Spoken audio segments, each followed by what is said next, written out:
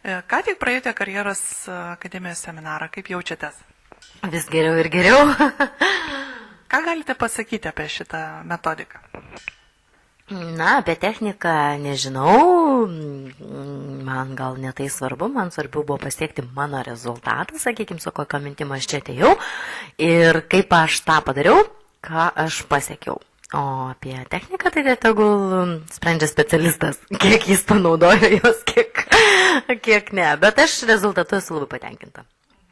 O kas pasikeitė per tas kelias valandas? Oi, nukeliavau į ateitį ir pamačiau save, kaip aš atrodysiu po 20 metų. Ir tai man labai patiko. Tiesiog, sakau, rezultatai pranoko lūkesčius, esu labai patenkinta. Tai sakėte, kad norit nuostabios karjeros ir kaip ta karjera ten ateityje atrodė? Super. Super, taip kaip įsivaizdavau, kad atrodys, taip ir atrodė. Taip kaip įsivaizdavau, kad įgyvendinsiu, taip ir įgyvendinau. Aš pasiekiau karjerą, padariau tai, ką norėjau padaryti. O ir vaikus pamatėte užaugusius? Pamačiau užaugusius vaikus, taip pat padariusius karjerą, turinčius šeimas, stabilų gyvenimą, stabilias pajamas. Tiesiog nuostabu, pabuvau ateity Taip kaip šiandien mes galime matyti savo realybę, realiame gyvenime, taip aš pamačiau save realiame gyvenime, realybėje po 20 metų. O kaip taip įmanoma? Tai įmanoma, tai jūs turėtumėte tada lankyti karjeros akademiją. Tai ir bus įmanoma. O sakykite, įsitikinimai pasikeitė ar liko tokie patys? Aš įsivaizduoju, kad mūsų įsitikinimai ir tai yra vertybės, ar ne, tai jos keičiasi kartu su kažkuo nauju ateinančiu į mūsų gyvenimą, ar tai būtų finansai, ar mokslo, ar karjera, ar visa kita, ką mes jau įvardėjame tuo nauju.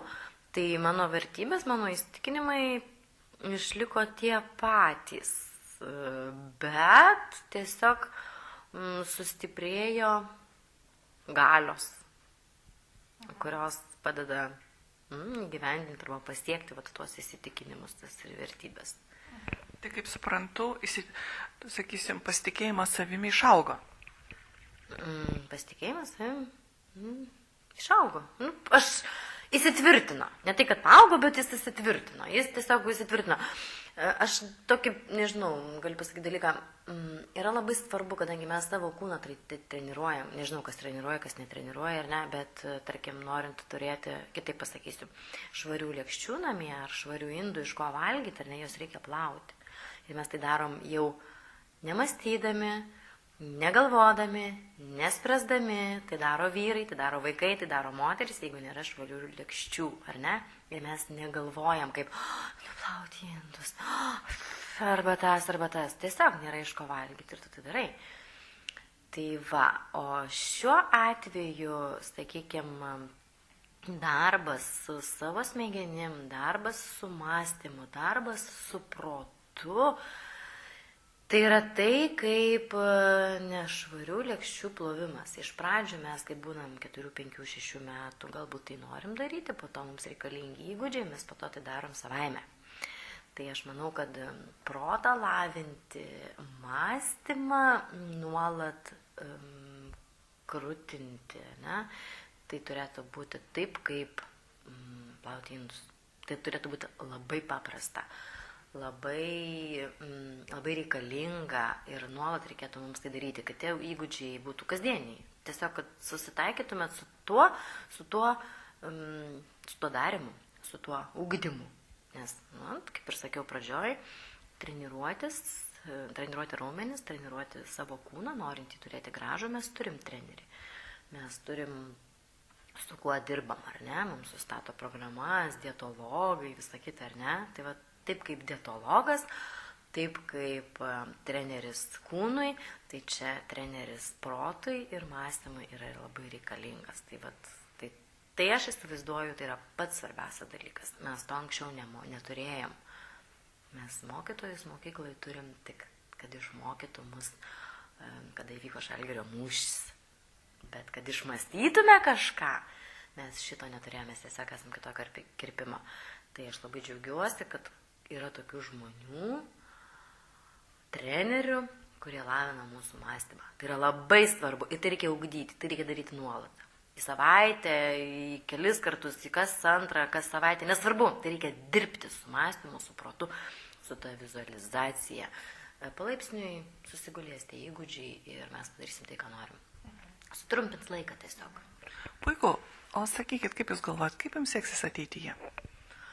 Vis geriau ir geriau. Super. Kitaip ir negali būti. Nuolatos tobulės. Kaip jūs galvojat, kokie pirmieji veiksmai bus dabar artimiausiai ateityje? Tiesiog aš žinau, kam aš turiu paskambinti, ar ne, ir aš tai darysiu.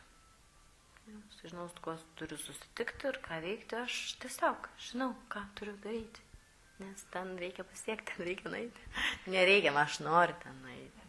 O noriu paklausti, ką patartumėt žmonėm, kurie, galvoja dar, kad patys susitvarkys ir iš tikrųjų kaip tas sportininkas treniruojasi pats, ką galėtumėt pasakyti tokiems abejojantiems, kurie dar abejoja ateiti karjeros akademijos seminarą? Taip aš pasakysiu. Ko reikia abejoti? Ko? Žmogus pats sprendžia. Ar jam to reikia, ar jam to nereikia.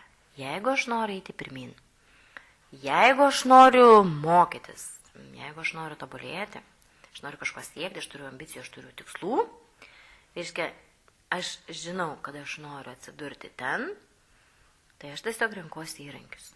O tai yra mano įrankis, mano smegenims, mano protui lavinti. Aš pati taip nusprendžiau, aš to žinau, aš to noriu ir aš čia atėjau. Jeigu kažkas abejoja, vadinasi, jis, susikrovė pilną krūvą indų savo kriaukliai ir galvoja, neplaut, tai kokio velnio gaišti tą laiką atsistojus ir mąstyti. Ateik, išbandyk ir tada spręsk. Išbandyk kartą, išbandyk 2, išbandyk 5. Jeigu nepasiekėjai rezultatų per metus, per 2, tai sakyk, ačiū, man tas neveiksminga. Atmesti iš anksto tai, ko nežinai, kaip Konfucijus sakė, tai yra pati didžiausia kvailystė. Tai kągi, ačiū. Matau, kad turite didelių ir ambicingų planų, tikslų ir linkiu didelės sėkmės. Šaunuolė.